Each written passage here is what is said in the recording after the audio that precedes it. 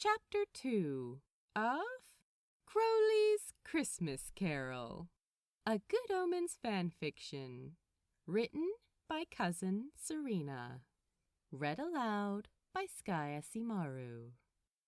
If you enjoy this podfic, you can check out the original story on Archive of Our Own. If you would like to hear more of my recordings or see some of my own work, you can find me through the pen and screen name of SkyAsimaru. Crowley's Christmas Carol, Chapter 2.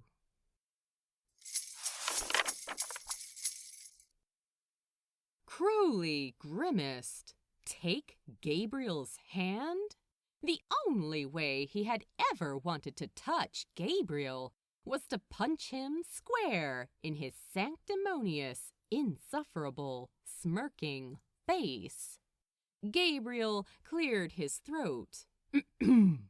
"Any time now, insufferable demon."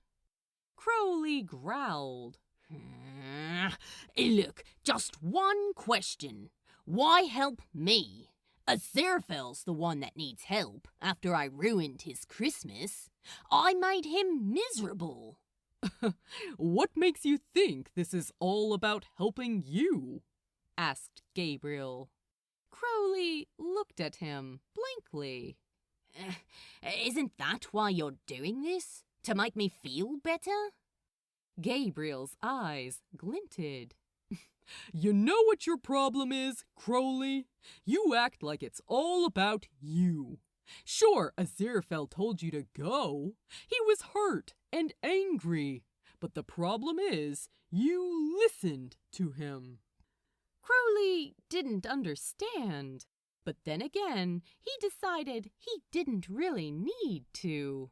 Fine, he'd play along. He was obviously having some balmy dream after watching that holiday movie. He would see how Aziraphale's life would be without him, and he already knew the answer. It would most definitely be happier. Okay, fine. You're my guardian angel for tonight. So, why couldn't you have looked more like Clarence in that movie I was watching, instead of you? He asked. "Would you have taken a fictional, bumbling little wingless angel seriously?" I suppose not, Crowley conceded. "Well, come on then. We've got places to go." Crowley grabbed Gabriel's hand reluctantly. "Right, off we go to stop number 1. And with that, the world swirled dizzyingly all around Crowley and Gabriel, as if they were in the eye of a tornado. The sensation of being spun around in a blender went on and on. He had no footing and began to panic. To Crowley's consternation, he found he was now holding the angel's hand in a death grip. Stupid dream. Just as Crowley thought he might be sick, he felt the ground back underneath his feet, and the atmosphere cleared. They stood on a green, grassy area, with trees and flowering plants all around them. One tree in particular stood out. A huge apple tree with glistening red, ripe apples begging to be picked. Not far from the tree stood a young human woman, dark-skinned and naked, easy in her own skin, and smiling as she smelled the large pink blossoms from a bush. "Recognize this place?" smirked Gabriel. Of course I do. I'm not daft, snapped Crowley. I'm the Serpent of Eden. This is where it all started. "Not for you," said Gabriel. "Not this time." As if on cue, a huge, dark green, gray speckled amphibian crept through the tall grass until it stood next to the woman, looked at it curiously. It flicked out its disgustingly long tongue and captured a fly, swallowing it before addressing the woman in a low, hissing tone, punctuated with odd little grunts. Hast thou tasted the fruit of this tree? The shock hit Crowley like he'd been hit by a bus. He recognized that voice. Hasta? Gabriel grinned. Hasta? That idiot demon with the frog stuck on his head? Is this some kind of joke? What's Genesis going to say? The bloody frog of Eden, then? You've got to be kidding me. Well, someone has to do the tempting, don't they? And you're not around. I'm right bloody here, protested Crowley. Gabriel sighed. You are thick-headed, aren't you? You're not actually here. You don't exist. There's no Crowley, definitely no Crowley, and you never meet him. Gabriel pointed upward. Suddenly, they'd leapt forward, minutes or hours, to the point at which Adam and Eve had just been expelled from the garden. Crowley looked up, and there stood Aziraphale on the wall, just as he remembered him 6,000 years ago. He'd forgotten how beautiful the angel had looked that day, in his snowy white robe and bare feet, with his glorious white wings out. He was gazing over the plain with furrowed brows, worrying over the humans already. He was so full of love and innocence, radiating love right from the beginning. Aziraphale, he called. The angel did not react. He can't hear you, dummy. You and I don't exist for him. This is a different reality, and you are not here, remember? Crowley only half listened as an awful thought struck him. He whirled his head all around, as if looking for something or someone, then glanced worriedly back up at the angel. Oh, don't worry, said Gabriel. Haster's already reported back to headquarters. He's getting a commendation for the fall of mankind. He's not interested in fraternizing with the enemy. No need to be jealous. Crowley let out a breath he didn't even know he'd been holding. So that was a relief, anyway. It's all good then. Aziraphale will go on to just be happy and do his job. Good deeds and blessings and all that, with no demonic interference. Gabriel laughed. Is that what you think? Let's jump ahead a little bit and test your theory. Crowley scowled as Gabriel stuck his hand out again. Off to Rome. This time they appeared directly inside a very familiar-looking Roman tavern. Aziraphale was seated at a table, having a drink, when two familiar figures came barging into the place. Haster and Liger entered in their human forms and wearing togas, each of them wearing a circular headpiece of golden leaves, which hid the creatures on their heads. They were laughing and clapping each other on the back. That Caligula! Easiest job we ever had, aye, mate, said Liger. Yeah, that's for sure. Go tempt Caligula, we're told. And it turns out the bastard's more depraved than we could have figured. Ha ha! Agreed Haster. Then they stopped in their tracks as they spotted Aziraphale. Oh, well, looky here, Liger. We are in the presence of the divine. He gave a low, mocking bow. They each grabbed a chair and sidled up on opposite sides of the angel, who looked like a cornered rabbit. A low growl rumbled in Crowley's throat, and he tensed, ready to fight the two of them off his angel. Whoa, easy, partner. You're not here. How many times do I have to remind you? Asked Gabriel with a sigh. Crowley watched the scene unfold in frustration. I do not want any trouble, thank you, said Aziraphale, staring nervously straight ahead. Oh, well now, we don't want any trouble either, do we, mate? Leaguer asked Haster. Oh no, none at all. Let's all just sit here and have a drink together, like old friends. Oh, well, I must say that's very agreeable of you. Aziraphale smiled, tentatively. Crowley cringed. Aziraphale was so gullible and innocent. He didn't even know when he was being hassled. We're agreeable fellows, aren't we, Haster? Oh, sure we are.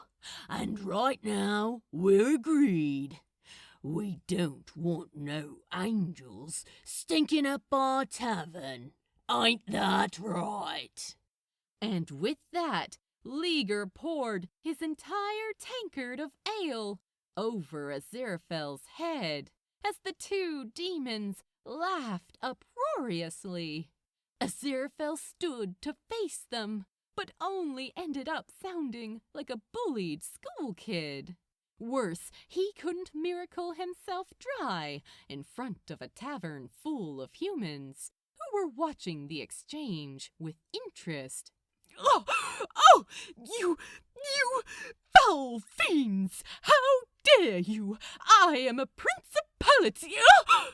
And we're dukes of hell, so stay out of our way, little angel.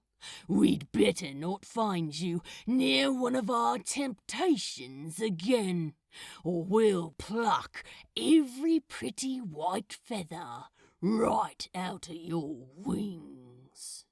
Yeah, offered Leaguer. They shoved Aziraphale out the front door of the tavern, and the angel didn't even fight back. Crowley turned to Gabriel, unable to watch any more. Why does he let them bully him like that? Aziraphale's soft, but he's strong too. He's alone down here, said Gabriel. He's supposed to thwart his demonic counterparts here on Earth, but there are two of them, and he doesn't have an arrangement with them. They actually act like demons. He understood. His angel would be no match for two demons who actually took their job seriously. Enough bullying, and he'd be worn down. Still, as the world progressed and got more crowded with humans as they spread out across the globe, he wouldn't have to encounter them much. And with demons like Haster and Leaguer pitted against him, he'd learn to be on his guard better. Hanging out with Crowley over the millennia had made the angel naive, stumbling into traps and needing rescuing. Surely that wouldn't happen in this reality. As if reading his thoughts, Gabriel heaved a dramatic sigh. Very well. I see you still need more convincing. Come on, we're going on a little European vacation. He grabbed Crowley's hand unceremoniously, and the world spun around them once more. This time they landed in a prison. The depressing scene settled around them as Gabriel announced, "Welcome to revolutionary France. I believe you're familiar with the scene?" Aziraphale was seated in the dank prison cell, shackled and arguing with the executioner. "You don't understand! You can't kill me!" he protested. "They'll be so angry with me!" To Crowley's horror, the executioner was joined by a guard. They grabbed the shackles which bound the angel's hands, and, tugging him along, they led Aziraphale away, still begging them to stop and babbling about paperwork. The door slammed behind them, and Crowley heard the most awful sound, his angel beginning to sob and scream for them to stop. The sound faded away until at last the only sound was the roar of the mob outside as the guillotine dropped again. He turned to Gabriel. He realized he was ice cold and shaking, dream or no dream. "You can't mean... You don't..." He couldn't speak. Gabriel sighed and shook his head. "You weren't there to save your boyfriend, so...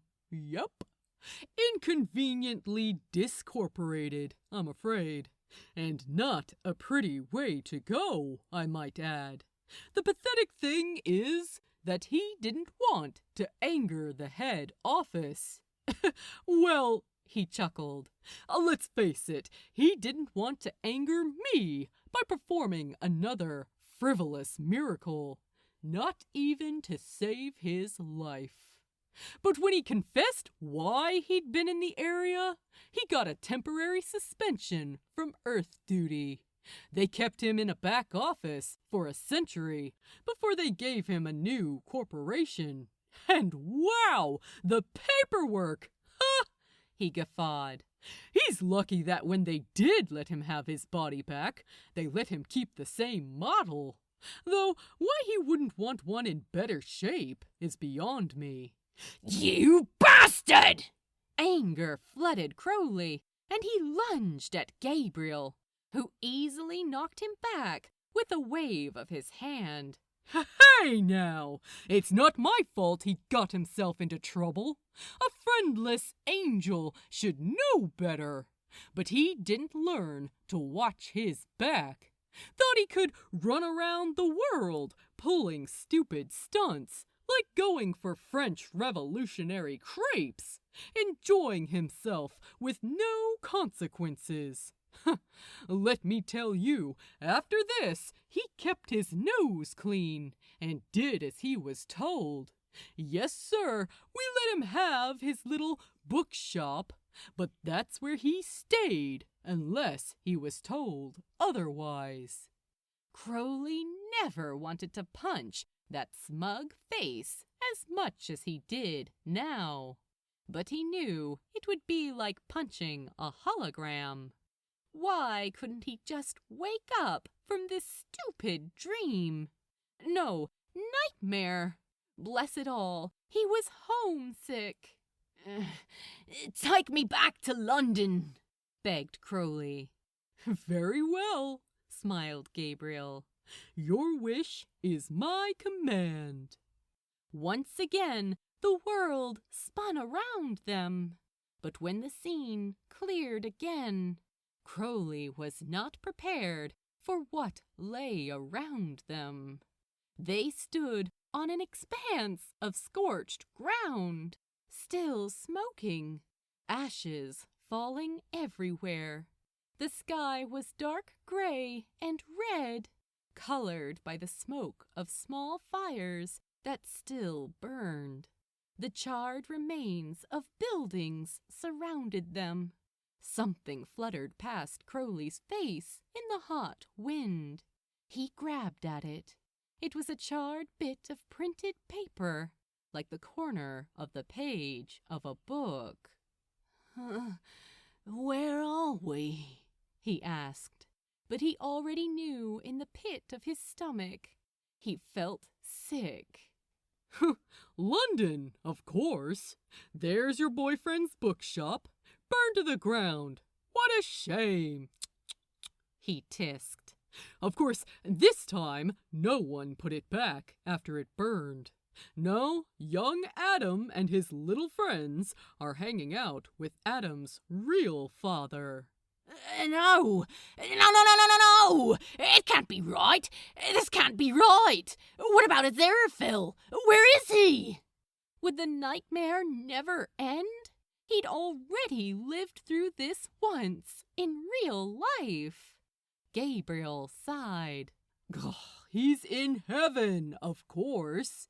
You weren't there to convince Aziraphale to try to stop Armageddon. So, he did nothing to try to stop it either. Hastur delivered the child, no mistakes were made, and young Adam was convinced in the end to play his role in the matter. He really came through, chuckled Gabriel. The war was a big success. Crowley was speechless with horror. Oh, come on now, reasoned Gabriel. It's not that bad. Earth wasn't going to last forever anyway, and Aziraphale's fine. Come on, I'll show you. And the world went white again. Suddenly, they were in Heaven's corporate offices. It was as sterile and bright as ever, but now bustling happily with activity. Piped-in music played so that all of Heaven's host could enjoy it, all day, every day. The hills are alive with the sound of music. Aziraphale sat in an all-white cubicle in the stark, blindingly white offices of Heaven, doing paperwork, while all around him the other angels joked and talked with each other, sometimes giving each other high fives over their heavenly victory. His eyes were dull, not even looking at the papers he was stamping. His face was expressionless. It was the most awful sight yet, even worse than the scorched remains of London. To see all the life drained out of his angel for all eternity. He didn't even have a friend here in heaven. Then, in an even more surreal moment, Gabriel, the actual Gabriel, came up behind Aziraphale and slapped him hard in a faux friendly manner on his shoulder. Cheer up, old buddy, he said, with a grin that didn't reach his eyes.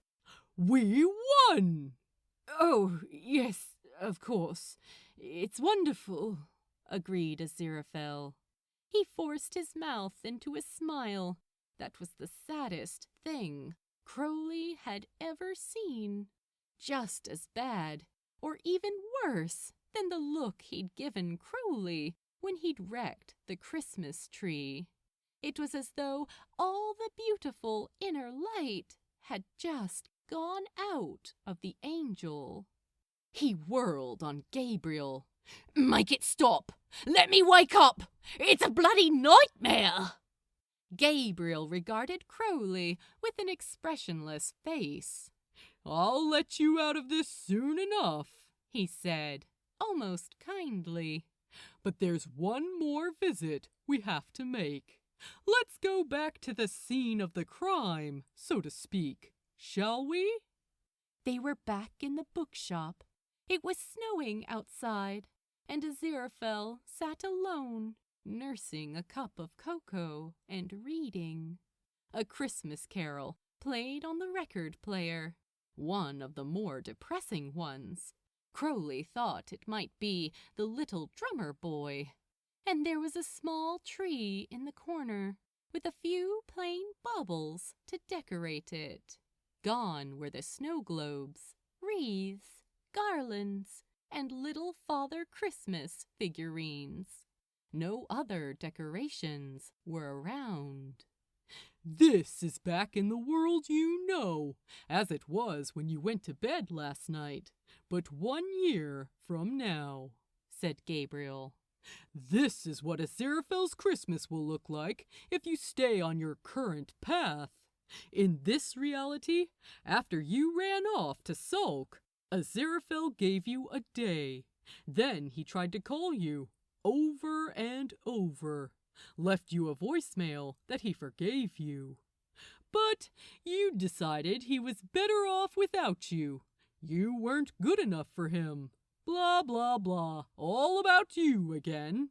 And he gave up after a while. You stayed away, and the longer you stayed away, the easier it got for you. But not for him. I'll let you wake up," he continued. "But what have we learned from our little lesson? Do you remember my telling you what your problem is? That everything isn't about you?" Crowley slumped, his head hanging. That was it. He'd hurt his angel badly, and when Aziraphale had told him to get out, he had done so, just leaving him there so he could go sulk and nurse his hurt feelings. And worse, he had planned to stay away. He could have just snapped his fingers and fixed the tree, gone and hugged him and told him how sorry he was. But in his quickness to punish himself, he had punished the angel even worse. "You see, Crowley," said Gabriel, "you and Aziraphale really do have a wonderful life together."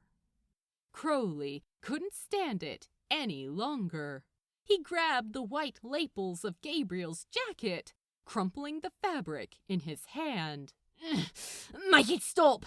Please, just make it stop! Let me wake up!" Gabriel nodded. And suddenly, the fabric he was crumpling in his hand, he realized, wasn't Gabriel's jacket, but his own bedsheet. He was back in his own flat, kneeling on his bed, and he had wadded up his sheets in his sleep.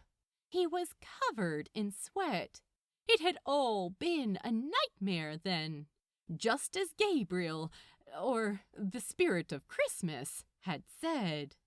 Morning light streamed into his window, and he glanced at his phone on the nightstand. It was the next morning, not a week or two past. Thank someone he hadn't overslept. He desperately, frantically needed to get back to his angel. He looked at the clock. It was 7 a.m.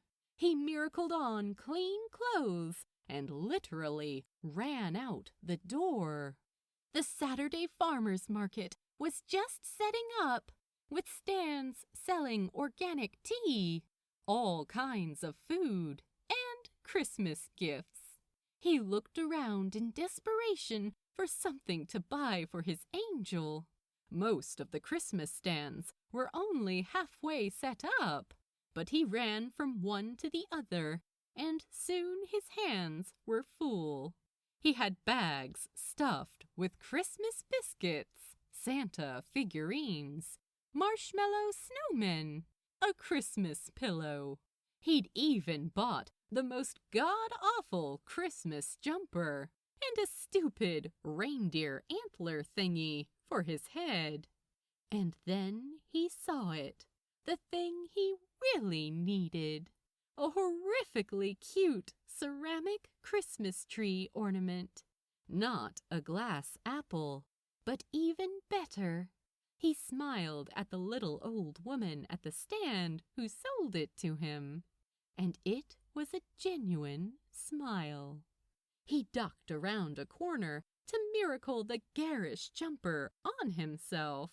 It was a red and green monstrosity, with little Santas all over it, and gold pom-pom decorations trimming the neck and sleeves.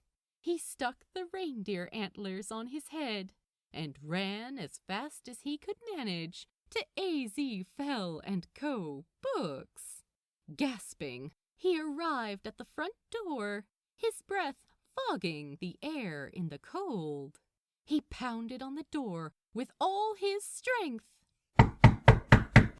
He took his sunglasses off and peered through the window. He could see the riot of red and green Christmas decorations that still festooned the shop. Aziraphale had even righted the tree, and it once again stood majestically with ornaments and lights intact. Thanks, someone. It was all still there. He was really, truly back. Now, if only his angel would answer the door.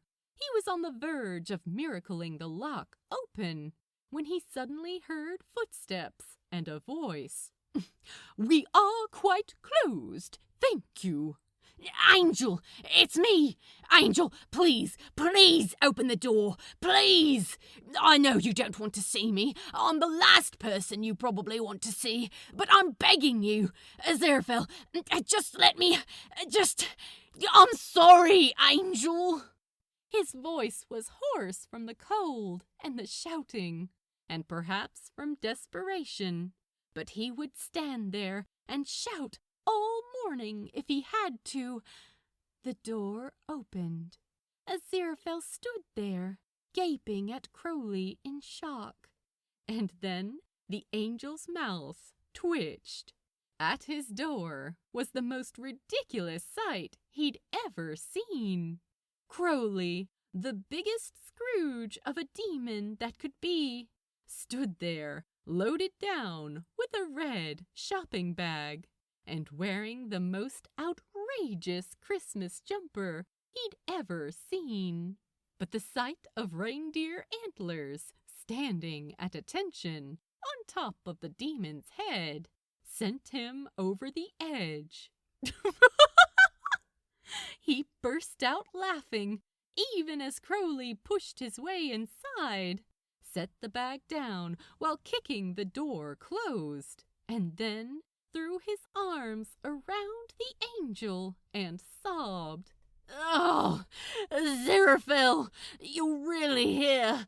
They didn't soak you in ale and bully you, and you didn't get your head chopped off," he babbled incoherently. "Well, of course. My goodness. When I saw you alone with your cocoa and the sound of music, oh dear God, dear Satan, blast it, it was awful. Gabriel showed it all to me," he continued. "I'm sorry, Angel, so sorry. It was a stupid prank gone wrong. I turned into a snake and slithered up your tree to surprise you. And I know you were mad, but I shouldn't have left. I thought you'd be better off without me, and I wasn't going to come back. Can you forgive me?" He calmed a bit as Aziraphale hugged him tight and stroked his hair, shushing him like a child until he could speak coherently. He let go reluctantly, aware of the angel's wonderful warmth and smell, like cinnamon and cookies, cocoa and pine, all mixed together. He looked into Aziraphale's beautiful blue eyes. "Angel, I'm sorry for the prank and for ruining your tree, but I'm even sorrier I left thinking what I did, that I wasn't good enough for you, or that you'd be better off without me. And sometimes being in love means sticking around, even when you drive the other one mad. If you forgive me for being an idiot, I'd like to make a holiday with you." "Oh, my dear, I've already forgiven you, and I'm sorry I got so very cross and told you to leave. It wouldn't be you if there weren't a bit of chaos and drama in my life, now would it?" How could you think I'd ever be happier without you? Oh, you ridiculous old serpent. He smiled at Crowley and gently reached out to smooth the tears off his face. Now, what's in the bag? Lots of things, but I want you to open this now. He reached down into the bag and handed a little box to Aziraphale. The angel opened the box, and there was a new ornament for the tree. It was a little hand-painted ceramic figurine of two cherubic figures kissing. An angel in a white robe and halo, and a little devil in a red suit with a pitchfork. Aziraphale held it to him, beaming at Crowley, who was looking at him with puppy eyes, or as puppyish as his snake eyes could be. He kissed him tenderly. Why don't we go on inside, my dear, and I'll hang this on the tree. We'll have a nice cup of cocoa, and you can tell me all about, whatever it was that you were babbling about. Something about Coco and Gabriel, my head being removed from my body, and the sound of music. Crowley basked in the angel's love and happiness, and all he wanted now was to sit with his angel and snuggle with their Coco, and perhaps do other things as well. Oh, it was the worst nightmare, Angel. I'll tell you all about it later. But can we do something first? Oh, what's that, darling? Let's close the shop for the day. Of course we're closed for the day, my dear. It's Christmas. But Christmas is days away, Crowley said. Well, it's our Christmas anyway. The angel grabbed Crowley's grinning face in his hands and peered into his mischievous demon's eyes. Happy Christmas, silly old serpent. Happy Christmas, Angel, said Crowley, and he meant it.